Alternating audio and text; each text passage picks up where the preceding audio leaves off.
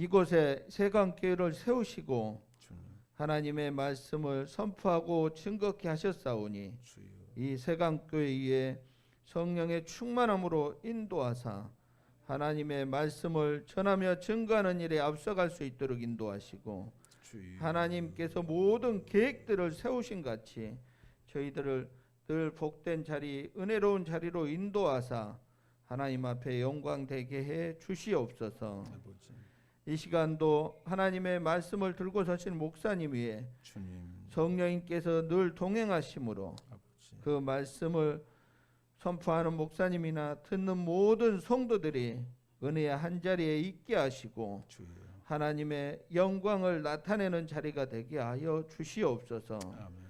듣는 모든 성도들이 이 말씀으로 힘을 얻고 용기를 얻고 소망을 삼아 하나님을 더욱 섬기며 하나님을 더욱 사랑할 수 있도록 인도하여 주시옵소서. 아버지, 그 말씀이 복되고 은혜로운 말씀이요 저희의 영의 양식이요 또한 영을 살리는 말씀이오니 저희가 사모하는 만큼 그 말씀이 우리를 살리며 우리를 복된 자리로 인도할 줄 믿습니다. 아버지, 주님께서 늘 그 은혜로운 자리로 함께하여 주시옵소서. 아버지, 사랑의 주님, 또한 모든 성도들 가운데 함께하여 주시옵시고 모든 성도들이 이 자리 하나님의 귀한 언약의 말씀이 있는 곳 성전을 기억하게 하시고 사모하게 하여 주시옵소서.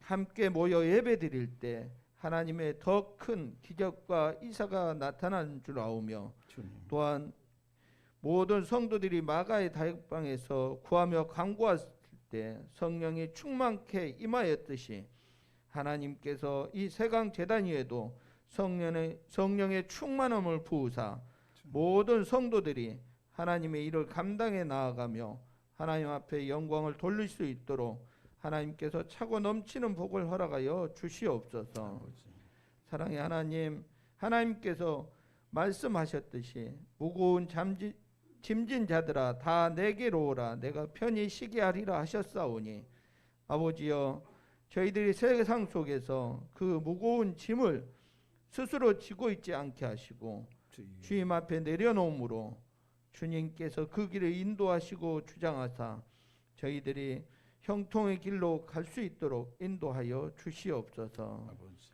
주님께서 몸이 불편한 성도들에게 주의 손길로 마음에 근심 걱정 있는 성도들에게 말씀으로 위로하시고 권면하사 그 모든 것들이 하나님의 영광 안에 있음을 깨닫게 하여 주시옵소서. 아버지, 사랑의 주님, 처음 시간이 오니 마치는 시간까지 홀로 영광 받으시고 모든 것들이 주님의 은혜 아래 있게 하여 주시옵소서. 아멘. 맡기고 의지하오며 우리 주 예수 그리스도 이름으로 기도 올려옵나이다. 아멘.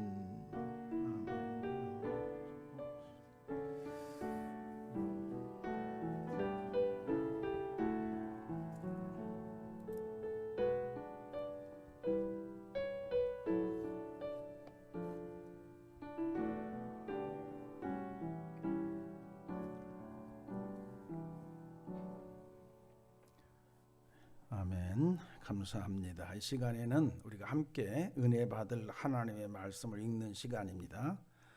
오늘은 요한복음 13장 31절에서 35절에 있는 말씀을 찾으셔서 함께 읽도록 하겠습니다.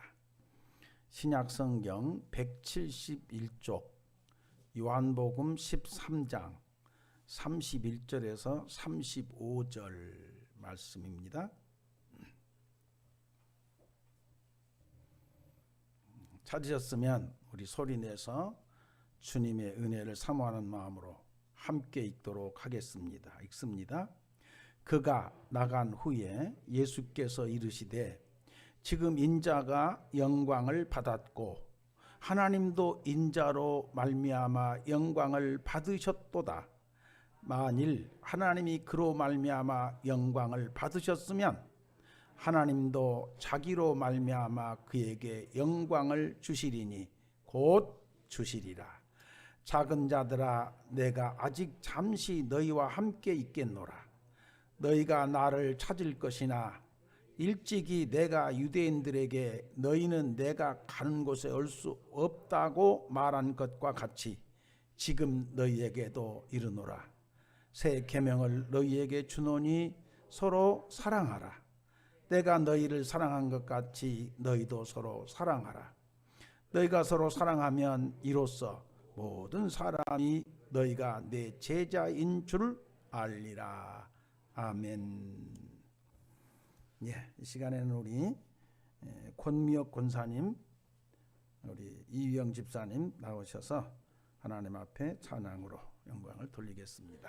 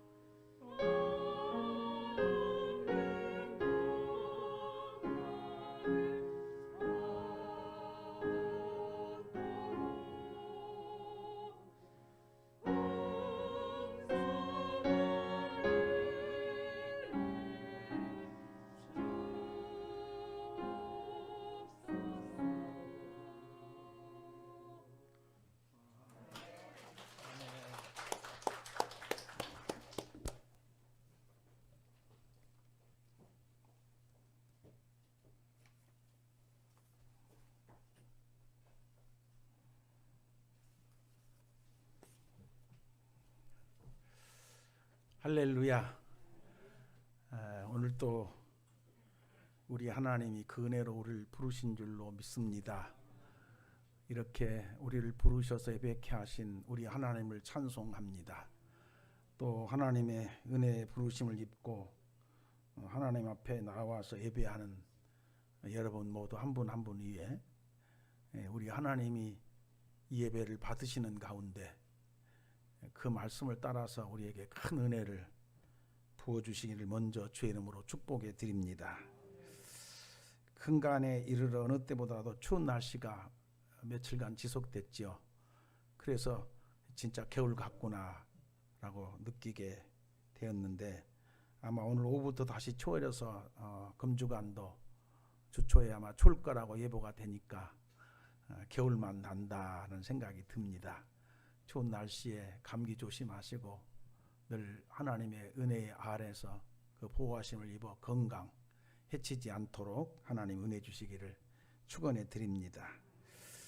여러분이 뉴스를 통해서 아셨겠지만 광주의 39층인가요? 그 빌딩 아파트 현대에서 짓는 것 무너지는 장면 보니까 섬찟하더라고요.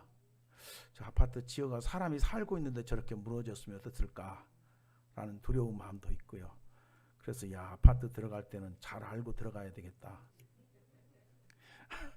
아파트 높은 층에 사신 분들은 마음이 좀 편치 않을 것 같다는 생각도 듭니다. 그러나 전혀 걱정 안 해도 될 겁니다. 이미 거기는 양생이 돼가지고 굳어가지고 안 무너질 테니까요. 이 지금 공사가 무너진 자리는 아마 보니까 이게 뭐 이렇게 기둥도 받치고 뭐 이런 것도 해야 되는데 그런 것도 안 했고, 아파트가 시멘트가 굳지도 않았는데 막 또 올리다 보니까 하중을 못 이겨서 무게를 못 이겨서 무너졌다. 아닌 게 아니라 그 무너진 장면 보니까 콘크리트가 이게 시멘트에 그 철근에가 이렇게 붙어야 되는데 보니까 철근이 깨끗하게 빠져나온 거 보니까 제대로 굳지도 않은 것은 확실한 것 같다라는 생각을 하게 되잖아요. 어쨌든 그런 사고를 생각할 때마다 우리가 모를 뿐이지 우리 주변에서 이런저런 사고들로 어려운 일들로 좀 이런저런 일들로 사람들이 다치고 죽고 참사들이 일어나고 한 거 보면 참 사람이 참 알다가도 모를 일이다. 그런 생각을 하면서 그런 상황인데도 불구하고 우리가 안전하게 별탈 없이 하루하루를 살아가고 있다는 게 그게 기적이면 기적이고 또 하나님의 은혜구나, 이런 생각을 해보면서 어버이 같은 마음을 가지고 엎드려 기도할 때마다 주여 오늘도 우리 성도들 은혜 안에 안보해 주세요. 오고 가는 길에 삶의 현장에 주의 보호하심의 은총으로 두르셔서 어려움 당하지 않도록 무탈하도록 지켜주세요 라고 하는 것이 아마 목회자의 저만 아니라 모든 목사님들의 기도라고 여겨집니다. 하나님께서 보호하셔서 별탈 없이 평안한 가운데 하나님을 섬기게 되는 우리 서강교회 모든 성도들이 되기를 주의 이름으로 축원해 드립니다. 오늘 여러분과 함께 읽은 이 본문 말씀은 예수님께서 지난 2주간에 우리가 걸쳐서 살펴본 대로 제자들과 마지막 저녁 식사, 흔히 마지막 만찬이라고 하잖아요. 저녁 식사를 하는 자리에서 제자들의 발을 씻으시고 몇 가지 가르치신 후에 말씀하시고 이어서 지금 몇 가지 말씀을 하시는 중에 주님이 그 제자들에게 이르신 말씀입니다. 그래서 이 말씀 의지해서 예수님을 생각하며 라는 제목으로 말씀을 잠깐 살펴 나누기를 원하는데, 예수님께서 하신 말씀도 중요하지만 그 말씀을 하신 예수님 뭘 말씀했다가도 포커스를 맞추지 말고 그 말씀을 하시고 계신 예수님에게다 포커스를 맞추고 그 예수님을 생각하며 한 해를 살자, 이런 제목으로 말씀을 살펴보도록 하겠습니다. 여러분, 기왕에 1월달이니까 금년 한 해 하나님에게 주셨는데 하나님 주신 금년 한 해가 우리에게 복된 한 해가 돼야 되지 않겠습니까? 성경이 말하고 있는 복을 살피면 뭐 현실적인 것, 물질적인 것 이런 것도 복으로 말하지만 영적인 것, 신령한 부분에서도 복이라는 말을 쓰고 있어서 어쨌든 밖으로 보여지는 복이 됐든지 밖으로 보여지지 아니한 신령한 복이 됐든지 하나님이 주신 금년 한 해 복된 한 해가 되기를 소망하면서 목사로서 우리 성도들과 함께 한 해가 복되게 하려면 뭘 어떻게 할 것인가를 찾아가면서 말씀을 나누게 되었고, 오늘 그런 마음으로 예수님을 생각하며 라는 그런 제목으로 말씀을 나누기를 원합니다. 우리가 말씀을 나눌 때에 진리의 성령께서 말씀 한마디 한마디를 가지고 우리들을 일깨우시고 만져주시고 또 위로도 얻게 하시며 소망도 갖게 하시고 의지도 굳건하게 하셔서 금년 한 해가 나와 여러분 모두에게 참으로 복된 한 해가 되어지도록 은혜를 입혀주시기를 축원해 드립니다. 사람이 살면서 그냥 닥치는 대로 살기보다는 어떤 목표를 정한다든지 어떤 분명한 모본을 세운다든지 그리고 살아가면 훨씬 더 목표가 없는 사람보다는 모범이 없는 사람보다는 훨씬 믿음의 삶을 신실하게 살아가게 될 것이라고 믿습니다. 물론 목표를 정한 사람도 앞에다 분명한 모본을 세워놓고 따라가는 사람도 어느 정도는 상황과 관계하에 살다가 보면 이런 일도 있고 저런 일도 있고 그래서 그런 상황과 관계하에 살아갈 수밖에 없는 형편이 있겠지만 그래도 아무 생각 없이 목표도 없이 모험도 없이 살아가는 사람은 그냥 시류에 따라서 흔들릴 수 있겠죠. 흘러가는 물에 떠내려가는 낙엽처럼 말입니다. 그러나 목표가 분명하고 모범이 분명한 사람은 상황이 전개될 때에도 그런 상황에서도 자기가 정한 목표를 바라보고 앞에 세운 모본을 따라가기 때문에 목표가 없는 사람은 훨씬 더 믿음의 삶을 바르게 신실하게 살아갈 것이라고 믿습니다. 그런 맥락에서 오늘 예수님을 생각하며 1년을 삽시다라는 제목으로 말씀을 크게 두 부분으로 나누어서 살펴보기를 원합니다. 첫 번째 부분을 먼저 34절 35절로 먼저 갑시다. 마지막 두 구절을 먼저 가서 자 같이 한번 읽어볼까요? 새 계명을 너희에게 주노니 서로 사랑하라. 내가 너희를 사랑한 것 같이 너희도 서로 사랑하라.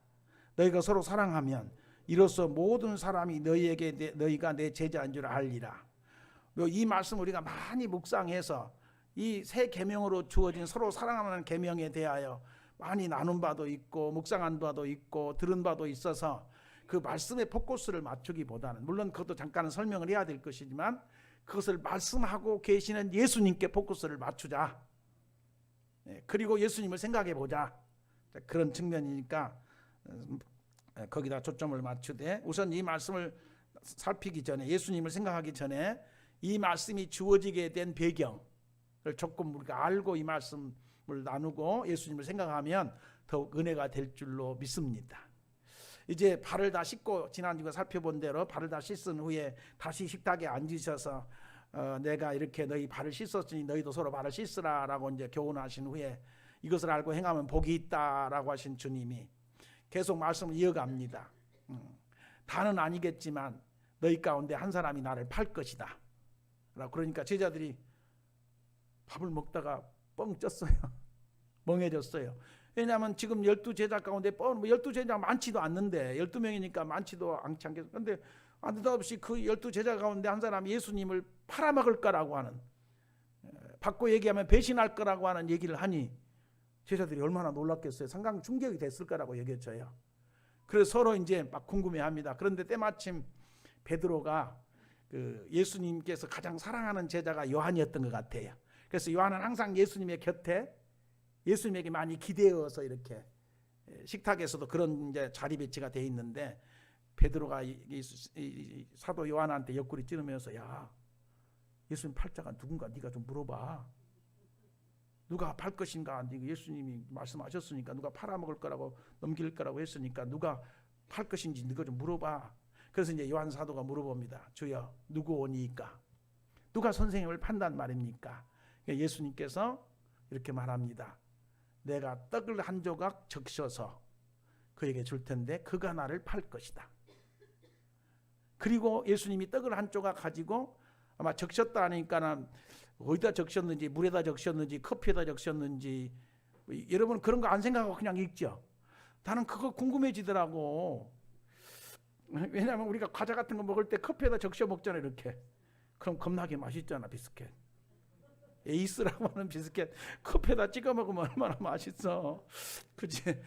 그런 상상을 하면서 떡을 적셨다 하니까 뭐 어딘가를 적셨어. 그럼 뭐에 적셨을까 하니까 아마 포도주에 적신 게 아닐까. 왜냐하면 그 식탁에 떡과 포도주만 있었던 것 같아. 그렇죠?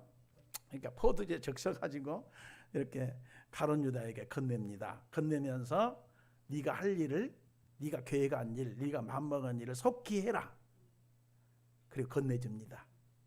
그런데 성경에 보니까 거기에 아주 심각한 표현 하나가 있습니다. 예수님께서 그렇게 할 때에 마귀가 가룟 유다 속으로 들어갔다. 가룟 유다에게로 들어갔다. 이거 한번 확인해 볼까요? 한 두세 사람이 궁금해하는 눈빛으로 저를 쳐다본 것 같아서 확인시켜 드리고 싶습니다. 자, 13장 바로 앞에 한 장 넘기셔가지고 26절부터 같이 한번 읽어볼까요? 같이 읽습니다. 시작. 예수께서 대답하시되 내가 떡 한 조각을 적셔다 주는 자가 그니라 하시고 곧 한 조각을 적셔서 가룟 유다 시몬의 아들 유다에게 주시니 조각을 받은 후 곧 사탄이 그 속에 들어간지라. 이에 예수께서 유다에게 이르시되 내가 하는 일을 속히 하라 라고 얘기합니다. 사탄이 들어갔대요.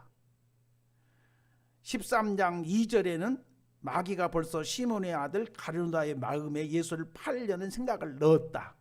아직 사단은 안 들어갔고 생각만 집어넣었다가 나중에 이제 사단이 들어가기까지 합니다. 야, 참 이런 거 보면 영적인 세계에 대해서 무감각한 사람이야 빨리 감이 안 올지 모르지만 영적인 세계를 이해하고 영적인 세계에 대해 감을 가지고 있는 사람들은 이런 말씀은 매우 심각하게 받을 수밖에 없습니다. 심각하게 묵상할 수밖에 없습니다. 사람이 자기 생각을 따라 사는 것 같아도 그건 자기 생각이 아닌 경우가 많아요.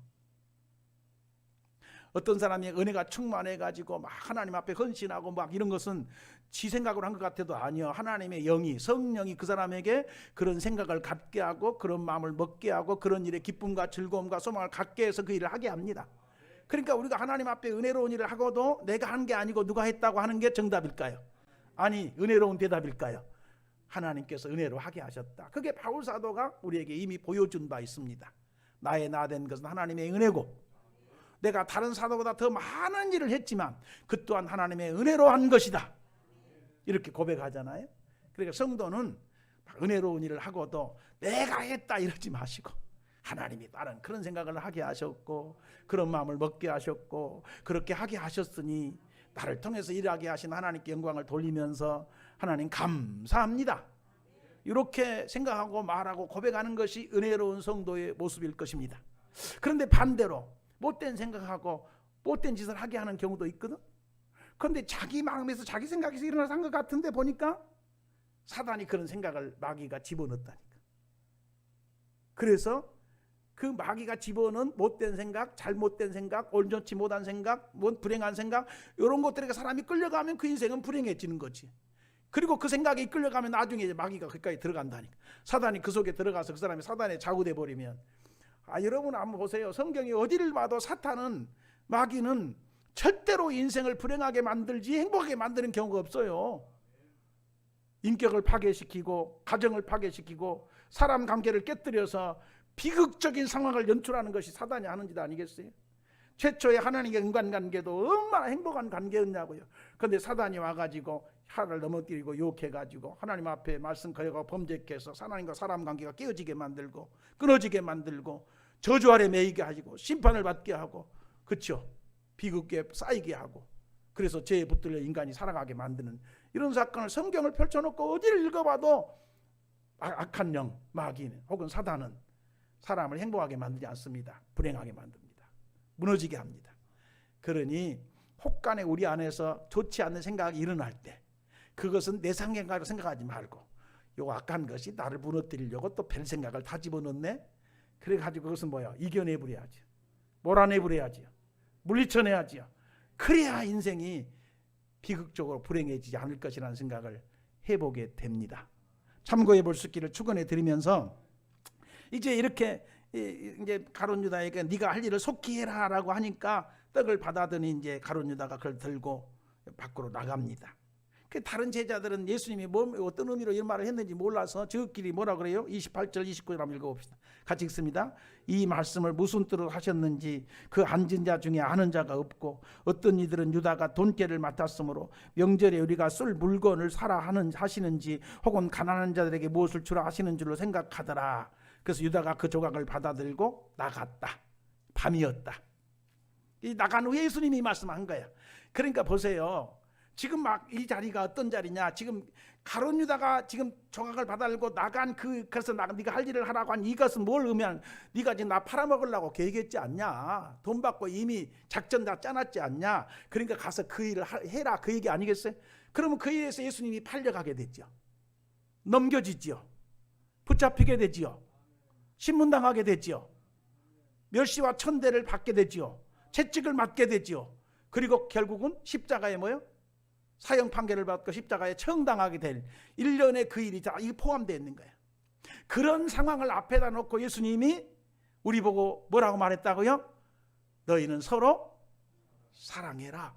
새 계명을 주노니 서로 사랑해라. 그러면서 하는 말씀이 내가 너희를 사랑한 것 같이 모델을 제시하잖아요. 그 전에 성경은 구약 성경부터 서로 사랑하라고 너 이웃을 사랑하라고 가르쳤어요, 안 가르쳤어요? 성경에 두 강령이 있는데 핵심 기준 강령이 있는데 그게 뭐예요? 하나는 가장 큰 계명 하나는 하나님을 사랑하되 힘을 다하고 목숨을 다하고 마음을 뜻을 다하고 마음을 다하고 저와 너희 하나님을 사랑하라. 이게 첫 번째 되는 계명이고 그 첫 번째 가장 큰 핵심 기둥이에요. 그리고 둘째는 그와 같으니 내 이웃을 내 몸같이 사랑해라. 사람들은 자기 몸을 겁나게 아끼고 사랑하잖아. 그렇게 사랑하고 네 몸을 아끼는 것처럼 이웃도 그렇게 사랑해라. 그런데 이제 그 계명이 예수님께서 지금 다시 새 계명이라고 하시면서 서로 사랑하라 하되 네 몸처럼 사랑하라. 그것에 한 걸음 더 발전시켜서 예수님이 우리를 사랑한 것 같이 내가 너희를 사랑한 것 같이 그렇게 사랑해라. 아멘이죠. 그래서 이 말씀 가지고 조금 설명하고 이제 예수님께로 포커스를 맞추고 들어가겠는데 여러분 에베소서 5장 1절 이하를 보면 바울 사도가 우리로 하여금 서로 사랑하기를 형제들아 너희가 서로 사랑하라 사랑으로 행하라 해놓고 거기서 예수님께서 우리를 사랑하셔서 자기 몸을 그전 개혁 성경에는 생축으로 드리셨다. 요즘 이제 다시 우리가 보고 있는 성경에는 희생제물로 드리신 것처럼 그렇게 사랑하라. 나는 그전 성경이 훨씬 더 우리에게 의미 있게 또 마음 깊이 다가 생축으로 드렸다는 말이 예수님이 우리를 사랑하셔서 예수님이 우리를 어떻게 사랑했다고요? 우리를 사랑하셔서 나와 여러분을 사랑하셔서 자기 몸을 하나님 앞에 생축으로 이 생축이란 말이 뭔가 살아있는 채로 살아있는 가축을 양이나 소나 이런 것들을 산 것을 그대로 산 것을 제물로 바쳐서 희생제물로 드린 것처럼 생축으로 죽어 있는 것 올리면 죽은 것이 뭘 알게 꼬집은들 알겠습니까? 칼로 잘라낸들 알겠습니까? 그런데 산채로 드려졌다는 말의 의미가 가지고 있는 생축으로 가지고 있는 것이 십자가에 달리실 때 얼마나 맞을 때 아팠겠어요. 그렇죠? 사람이 마비가 일어나서 신경이 다 죽으면 꼬집어도 모르잖아. 여기 배워도 모르는 사람이 있어요. 그렇죠? 그런데 감각이 살아있는 신경이 살아있는 사람을 여기 이게 조그마한 날카로운 가시로만 이렇게 긁어봐요. 여기에 조그만 흠집이 생겨도 이게 얼마나 쓰럽고 따갑고 욱신거리면서 아프고 그렇습니까? 그렇죠?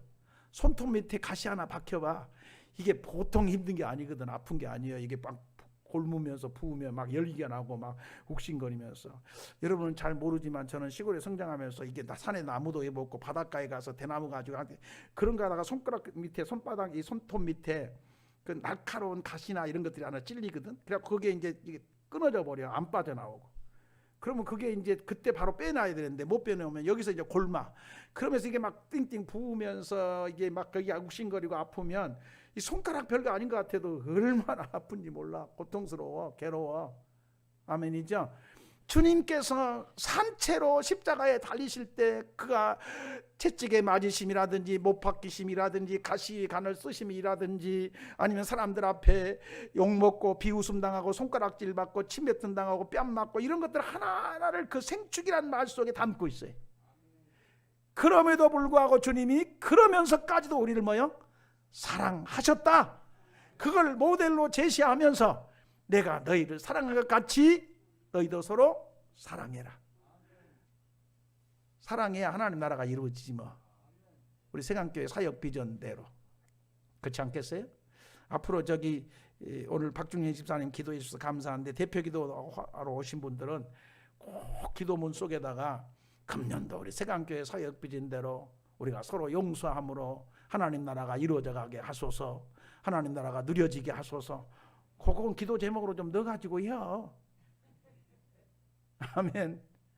그렇죠?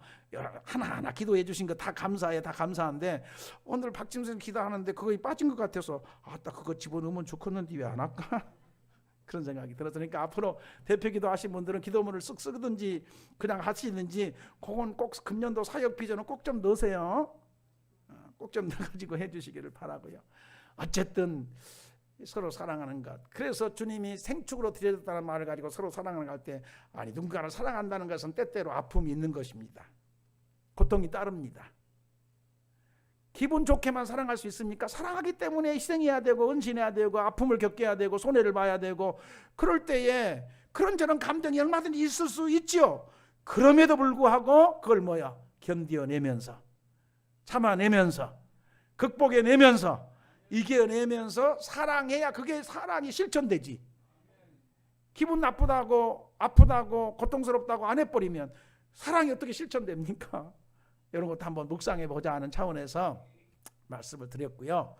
그걸 설명하자는 것은 시간이 가니까 그렇게 말씀하신 그런 자리에서 이 마지막 만찬 자리에서 가룟 유다 보고 속히 네가 가서 할 일을 해라 해놓고 던져놓고 나간 그 뒤에 다른 제자들 앉혀놓고 서로 사랑하라고 하신 그 말씀하고 계신 주님을 한번 묵상해 보자는 거예요. 그 주님을 생각하자는 겁니다. 그 주님은 그것을 왜 말씀하셨을까?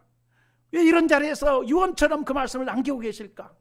그것은 한 두 가지 이유가 있는 것 같아요. 그토록 주님이 서로 사랑해서 제자 그룹이 구원받은 하나님의 백성들의 그룹이 하나님 나라가 그들 안에 이루어져서 그것을 느끼게 하고 누려지게 하시려고 당신이 십자가 지신 이유가 거기 있거든요.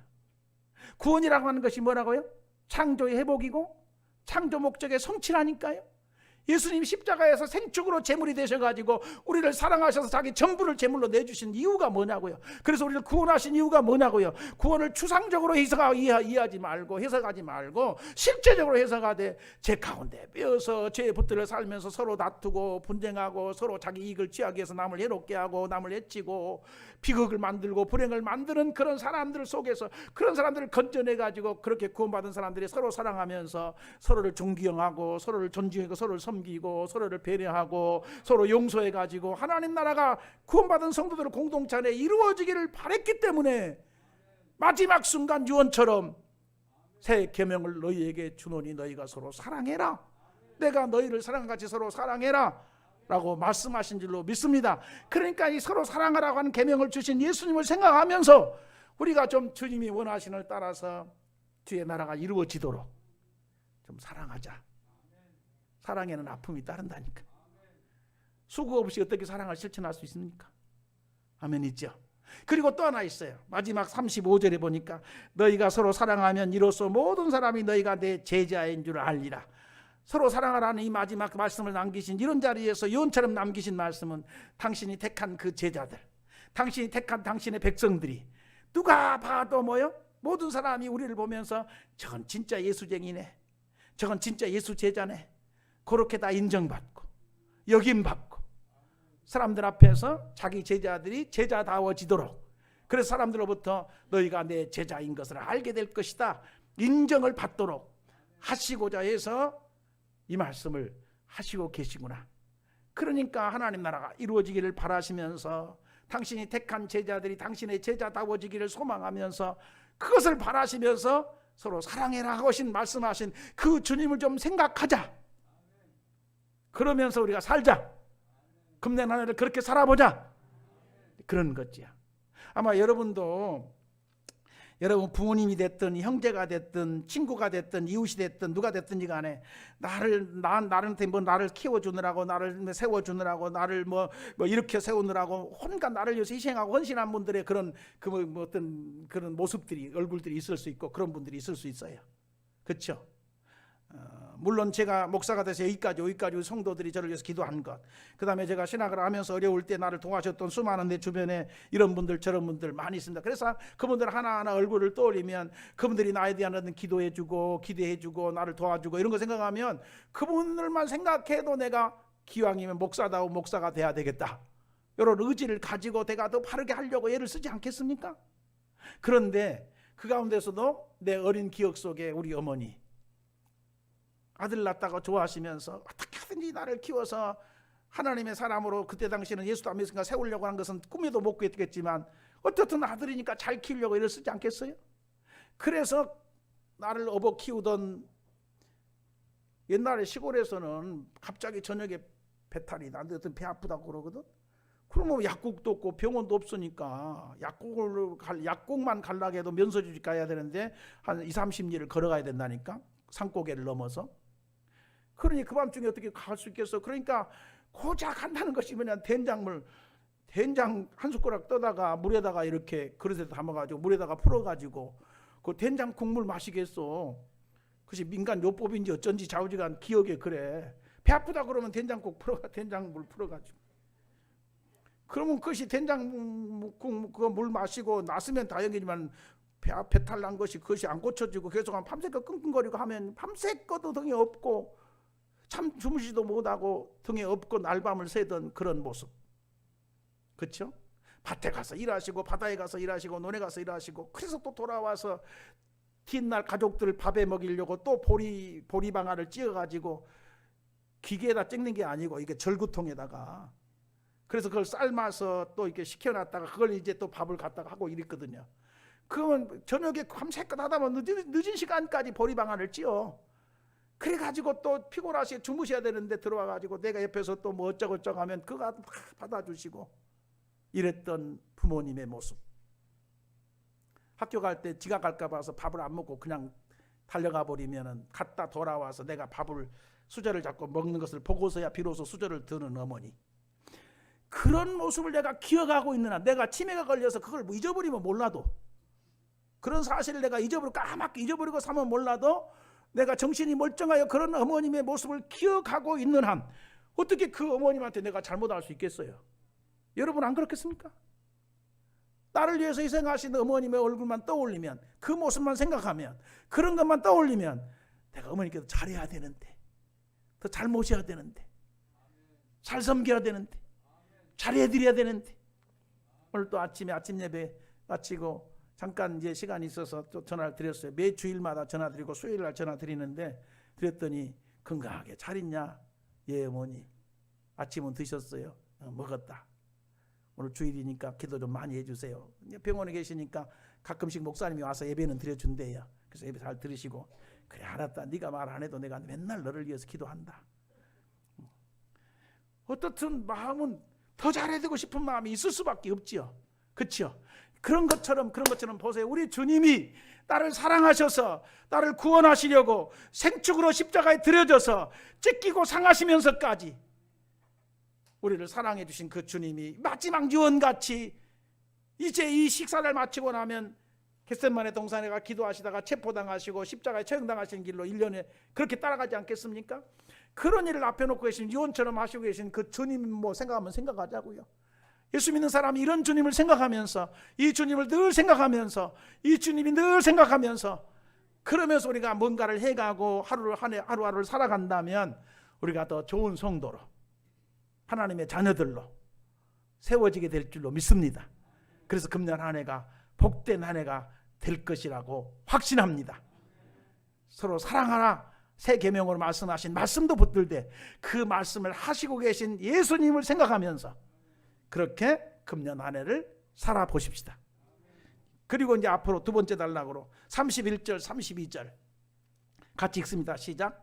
그가 나간 후에, 가론유다가 나갔지요. 나간 후에 예수께서 이르시되 지금 인자가 영광을 받았고 하나님도 인자로 말미암아 영광을 받으셨도다. 만일 하나님이 그로 말미암아 영광을 받으셨으면 하나님도 자기로 말미암아 그에게 영광을 주시리니 곧 주시리라. 우선 이 말씀이 뭘 의미하는지를 말씀해 놓고 이 말씀하신 예수님을 좀 우리가 생각해 보자 하는 겁니다. 자, 이 말씀이 뭘 의미하죠? 지금 여기 한마디도 고난이라는 얘기는 한마디도 없어. 31절 32절에 모두가 영광이야. 인자가 영광을 받았고 인자로 말미암아 아버지도 영광을 받으셨도다. 만일 하나님이 인자로 말미암아 영광을 받으셨다면 하나님도 자기로 말미암아 그 인자에게 영광을 주시리니 곧 주실 것이다. 처음부터 끝까지 영광이란 말만 쓰고 계셔. 그러면 이 영광이란 말의 의미가 뭘 담고 있는가? 지금 가론유다가 나갔다니까. 앞에서 말씀드린 대로 가론유다가 뭐 하러 나간 거예요? 예수님 팔아먹으려고. 이미 신호 짜놔가지고 내가 가서 선생님 안녕하십니까 인사하는 그분이 예수님이니까 너희들이 붙들어라. 이미 신호 짰잖아, 그렇지? 그래서 그 신호 짰고 그렇게 작전을 계획을 세운 대로 지금 가서 이제 가론유다 그걸 하려고 나갔어. 그래 예수님이 그걸 내버려 놓고 지금 한 얘기야. 그러니까 예수님은 이 영광이라는 말 속에 뭐가 담겼어? 지금 가론유다에게 배신당하고 가론유다가 팔아먹을 일도 담겨져 있고 붙잡힐 일도 담겨져 있고 신문당할 일도 박혀져 있고. 예수님이 신문당한 가정 복음서를 읽어보세요. 붙잡히자마자 안나스 그 해 제사장인 장인의 집, 그 해의 대제사장인 가야바의 장인 안나스의 집으로 먼저 끌려가. 그대 대제사장 장인도 끝발이 있었는가 봐. 아니 제수를 잡았으면 제사장만 집으로 끌려가. 제사장이 신문한 거야. 그런다고 할 수 있지. 종교 지도자니까 재판권을 가지고 있으니까 그런다고 할 수 있지만 장인이 뭐라고 장인한테 먼저 끌고 가냐? 참 희한해, 그치? 그러니까 당시 유대 종교가 어느 정도인가를 우리가 들여다볼 만한 부분이거든. 그 장인 안나스의 집에 가서 먼저 1차 신문을 받아. 그리고 다시 이제 가야바야 대제사장 집으로 끌려가. 거기서 또 신문 받아. 그래가지고 빌라도 앞으로 또 끌려가서 거기서 신문 받아. 근데 빌라도가 신문하다 보니까 뭐 또 갈릴 사람이라 그러네. 그러니까 자기 관할이 아니라고. 갈릴리는 헤롯의 관할인데 그래가지고 헤롯 왕한테 보내잖아. 헤롯한테가 또 끌려가서 신문 받아. 그때가 다시 헤롯이 다시 빌라도 또 보내. 빌라도 업장으로 또 와. 이 과정만 생각해도 얼마나 힘들었을까. 채찍 맞고 뭐 욕 먹고 매 맞고 이런 것들은 좀 뒤로 놔두고라도 이리 끌려가고 저리 끌려가고. 아니 제수를 붙들고 끌고 갔으니 그냥 좋게 자가용 태워가지고 편안하게 모시고 갔을까? 얼마나 끌고 가면서 무시하고 멸시하고 그랬을까요? 이런 과정 하나를 보면서 1년의 영광이라는 이 단어 속의 말씀 속에는 예수님이 겪게 될 당하실 고난이 다 담겨져 있습니다. 아멘이죠? 그리고 빌라도 법정에서 마지막에 사람들의 아우성 소리에 못 이겨서 빌라도가 사형 판결을 내리고 채찍질해가지고 등이 밭이랑처럼 밭을 쟁기로 갈아엎은 것처럼 등이 채찍 끝에 밭이 덩어리가 헤어지는 그런 고통 속에서 십자가에 처형당하신 주님을 묵상하면서 그 고난이 지금 영광이라는 말 속에 고스란히 담겨져 있고 그 하나하나의 고난의 영광이라는 단어 속에 한 보따리처럼 싸져 있습니다. 그런데 왜 주님은 그것을 영광이라고 했을까? 고난이라는 말을 안 하고.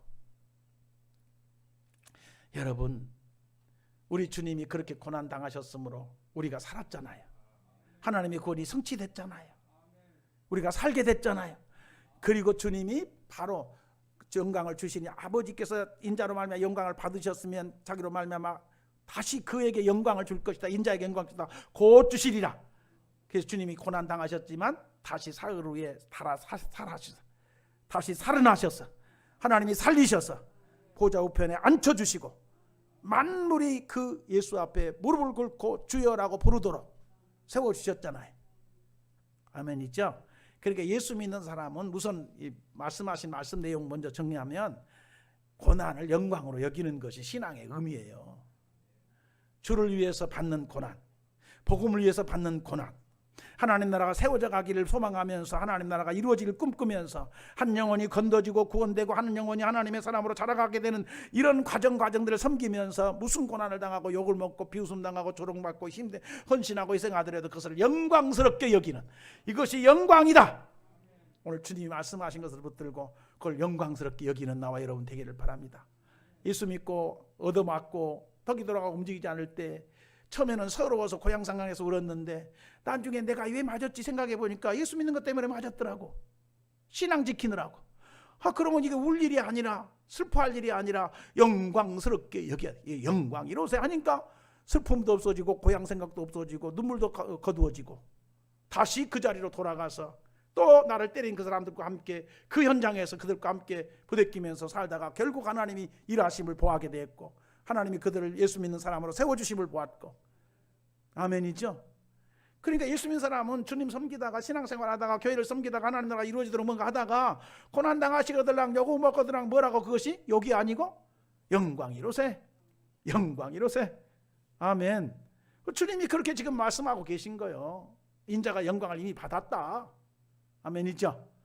따라서 이 말씀을 하고 계신 주님에게다가 포커스를 맞춰봅시다. 마지막 만찬 자리, 자기를 팔아먹으려고 계획 세우고 가룟유다가 이제 나간 뒤에 이미 인자가 영광을 받았다. 당신이 당할 고난이 뻔히 보이는데도, 앞에 고난 당할 것이 뻔히 계획되고 이미 알고 있음에도 불구하고 그것을 몽땅 영광으로 받아들이면서 이 아버지도 영광을 받으셨다. 그리고 아버지의 영광을 받으신 만큼 나한테도 영광을 줄 것이다. 이렇게 말씀하고 계신 1년의 주님의 부활까지 내다보시고 승천까지 내다보시면서 말씀하고 계신 주님의 말씀을 우리가 묵상해 보면, 이런 주님 생각하면서 금년 안에 살면 내가 예수 믿고 믿음으로 믿음 지키면서 신앙생활을 가는 길에 어려움도 있을 수 있고 힘든 일도 있을 수 있고 괴로운 일도 있을 수 있고 아픈 일도 있을 수 있고, 그렇죠? 상처도 있을 수 있고 온갖 것이 있을 수 있는데, 그것을 어떻게 하자고요? 주님 생각하면서 아이고 주님도 영광스럽게 여기고 영광 받았다고 했는데 이걸 영광스럽게 여기지, 하나님이 그 곧바지 지금 내가 반응하는 고난을 영광으로 갚아줄 때가 있었겠지 하면서 영광스럽게 여기고 따라가면 우리 신앙생활 제대로 할 것 같아요. 금년 한 해가 복될 줄로 믿습니다. 마치면서 히브리서 3장 1절 이하를 보면 우리 보고 이렇게 얘기합니다. 믿는 도리의 사도이시며 대제사장이신 예수를 깊이 생각해라. 예수를 어떻게 하라고요? 깊이 생각해라. 예수가 누구라고요? 믿는 도리의 사도. 예수 믿는 사람들이 믿음의 도리의 사도이신 예수, 그분이 뭘 어떻게 했는가를 깊이 생각해라. 그렇게 우리에게 제안합니다.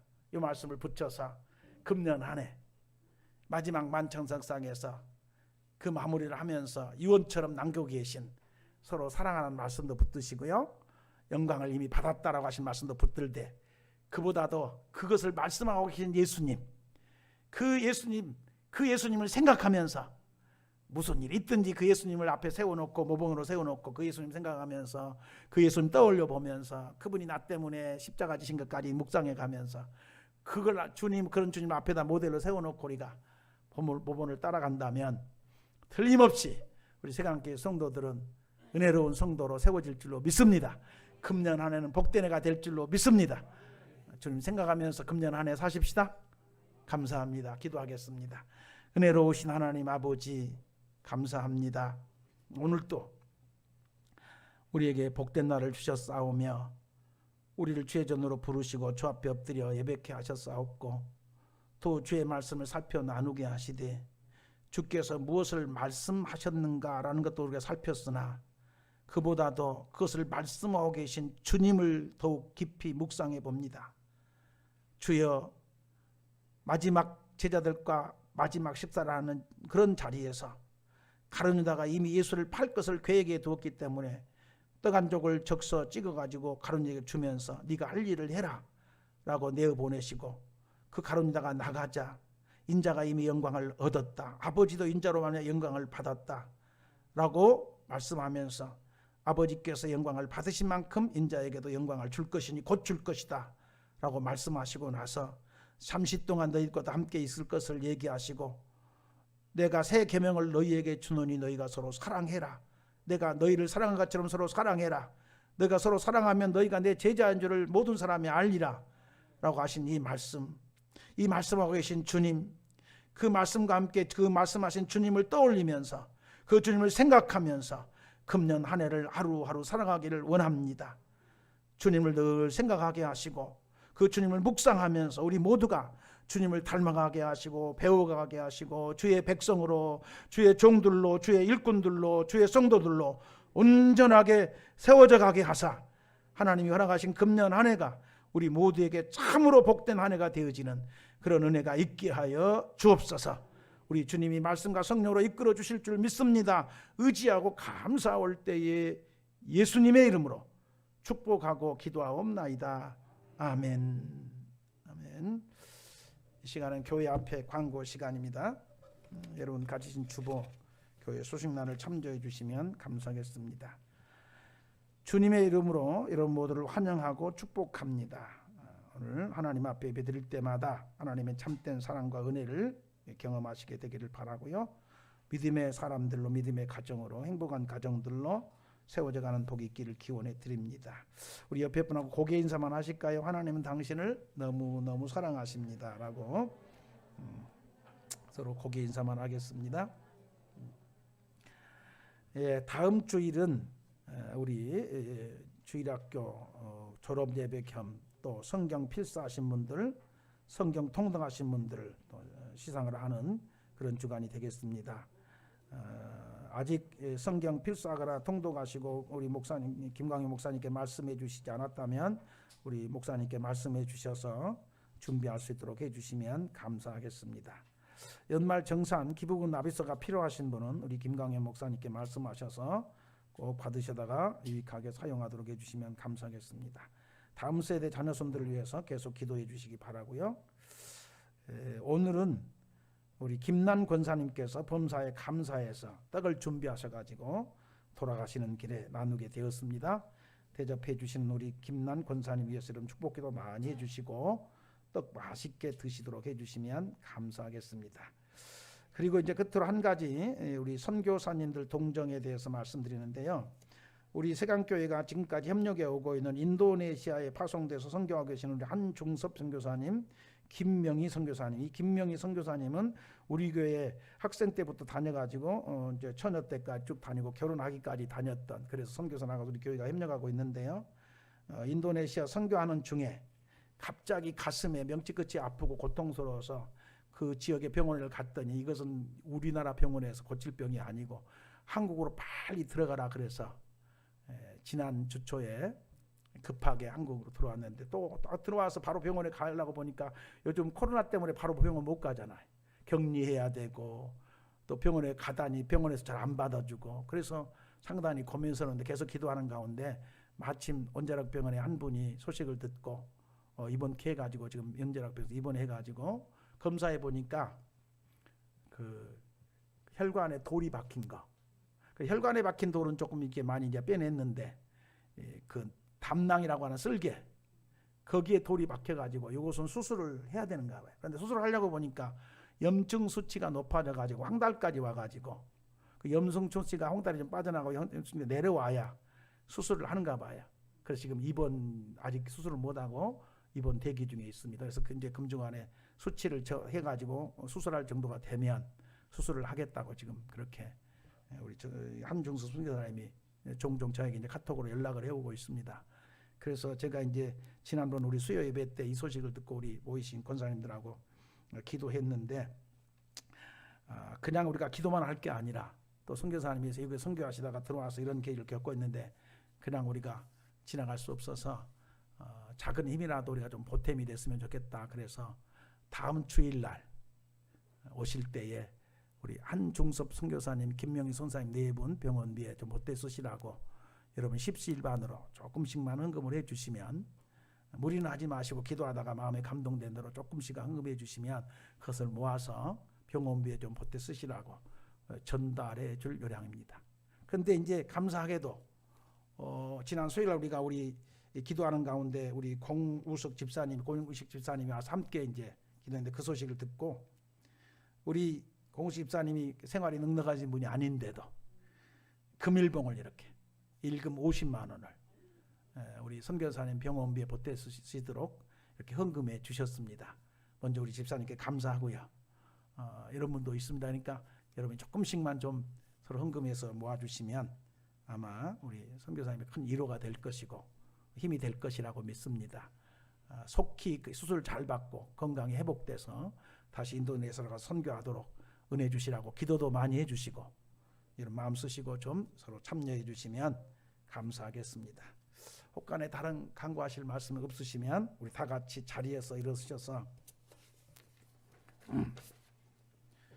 생안교회 공동체 고백하고 찬송 216장 부르신 후에 축복기도 하고 축도로 예배를 마치도록 하겠습니다. 자, 오른손을 드시고요. 주먹을 쥐시고 힘있게 고백합시다. 공동체 고백 1. 우리는 세상으로부터 부름받은 하나님의 백성이요 또한 세상으로 보냄받은 그리스도의 제자입니다. 2. 하나님을 영어롭게 기쁨으로 찬양하는 예배자가 되고 이웃사랑을 실천하는 복음의 증인이 됩시다. 3. 우리 모두 그리스도의 한몸된 건강한 지체가 되어 하나님의 나라를 세워가는 생명의 공동체가 됩시다. 아멘. 216장 찬송입니다.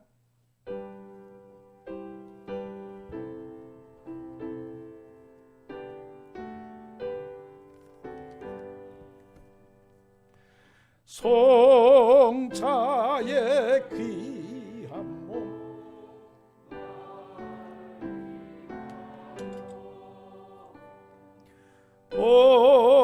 어리신 그 사랑 고마워라.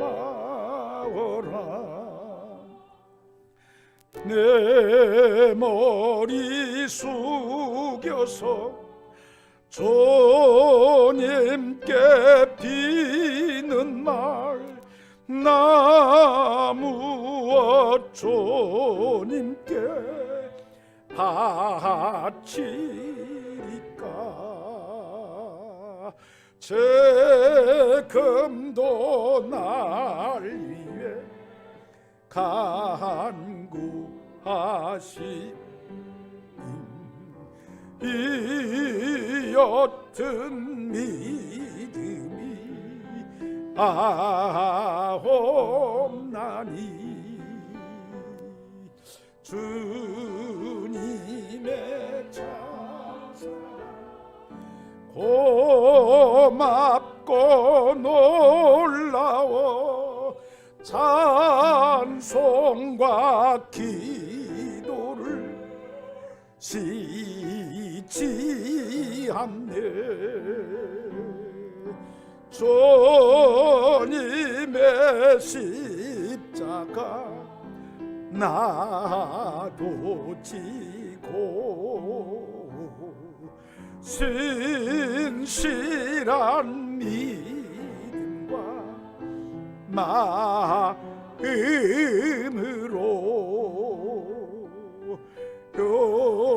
형제의 사랑과 친절한 위로를 네게 나 베풀게 하옵소서. 만 가지 은혜를 받았으니 내 평생 슬프나 즐거우나 이 몸을 온전히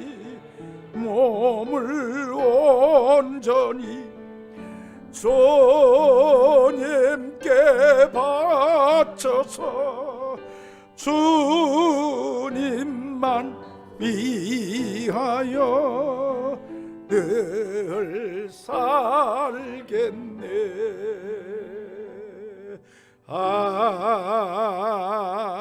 아멘. 아멘.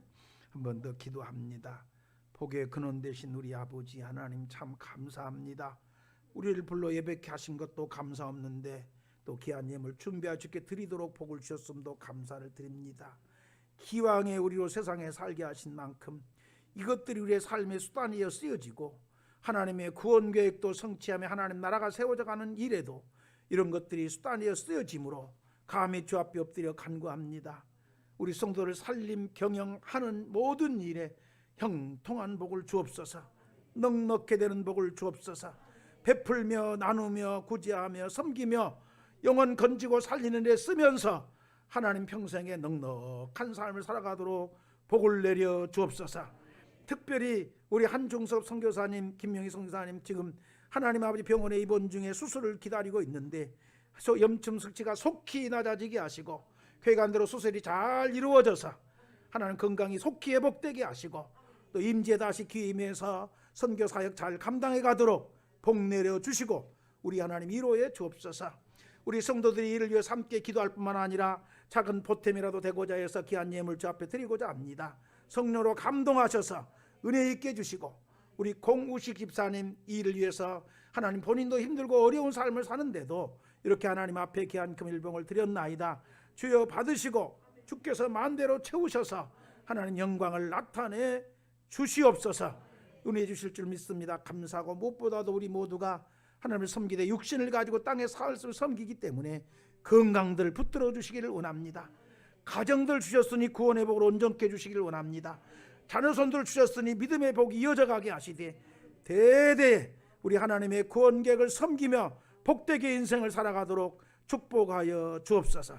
감사 올 때에 예수님의 이름으로 축복하고 기도하오며 이제는 우리 구주 예수 그리스도의 무한하신 은혜와 우리 아버지 하나님의 그 놀라우신 사랑하심과 성령님의 교통하심이 하나님 앞에 예배하고 머리 숙인 우리 성도들 모두 위에 가정 위에 후손 대대 위에 이제로부터 영원 무궁토록 함께 있을지어다. 아멘. 하나님 영광을 받으시옵소서. 하나님 영광을 받으시옵소서. 아멘.